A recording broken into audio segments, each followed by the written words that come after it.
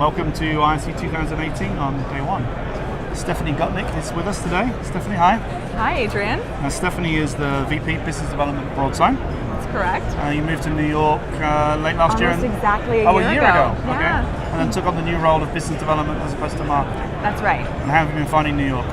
I've loved it. To be honest, we opened an office in New York because we have a whole extension to our tech stack. As you know, for over a decade, BroadSign provided a content management system to the digital signage space. You recruited some programmatic specialists in New York as well? We did. That was very much to automate and make efficient the workflows associated to all the back-end operational tasks associated with running a network.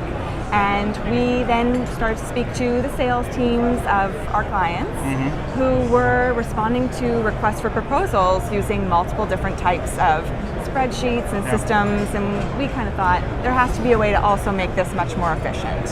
So with that tool, we put together in a single UI the ability for salespeople to respond to a proposal pretty much within seconds. Right.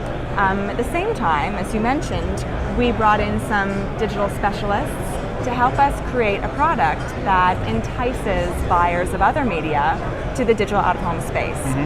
That would be our supply-side platform, and now we have an office up and running in New York that's catering to buyers of other media. And that's good. And you also, BroadSign had the big coup last week, I think it was announced that you'd won the intersection business?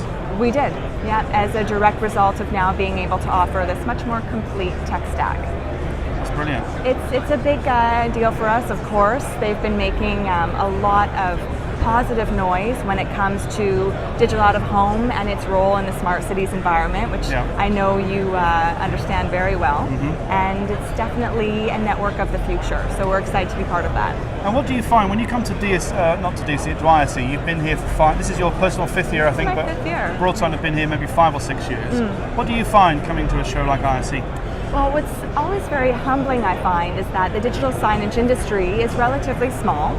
And when we come to a big show like ISE, we go from being big fish in a small pond to being small fish in a big pond, which can definitely be intimidating for some, but I see it as a real way to make sure that the larger landscape is aware of all the progress in the digital signage space.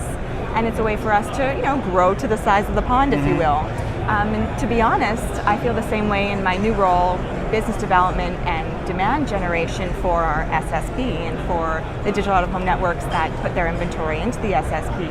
I see the same thing when we attend shows like CES and Cannes Lions, with the help of the DPAA, of course, and their tours. So these are the tools that Barry Fry puts on for exactly. CS. So we're able to go and remind everybody of the amazing qualities and attributes that digital out-of-home can bring to their campaign. Well, it's good surely for you at Cannes and CS because you've got a great big roster of very influential clients that people know.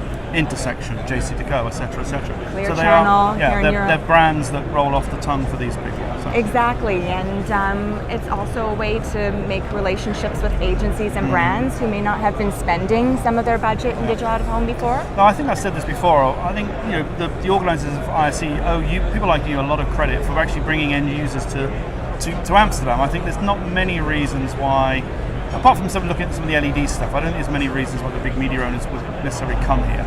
But you put on events. We do. We had a customer summit yesterday, just sharing our roadmap for the year ahead and gathering feedback about what everybody would like to see. And we definitely make efforts months ahead of the show to ensure that key customers across Europe, the Middle East, Australia are going to be here. So people can find you in Hall 8. Absolutely. You've got a party tomorrow night. We call it our BroadSign Fete, which brings a touch of Quebec with us. Yes, indeed. Okay. And how many people will likely come to that? Oh, probably about 100. Right. It's a nice, more intimate evening. Yes. So Quivity have got their conference on Thursday, which I know you guys are going to as well. Absolutely. And this is another event which brings 100 real end users, media owners to the actual show. And Quivity, they're a BroadSign partner and another great example of a member of the digital signage ecosystem that is tapping into a much bigger market with recent events. Digital buyers want to make sure that they're spending money in a transparent fashion and that they know the types of folks that they're talking to. And Quivity allows, at least in its integration with BroadSign, if we detect that there are a certain demographic in front of a screen at a given time, we can change the creative immediately to ensure that we have the appropriate messaging for them. Pay for look type Absolutely. attributes.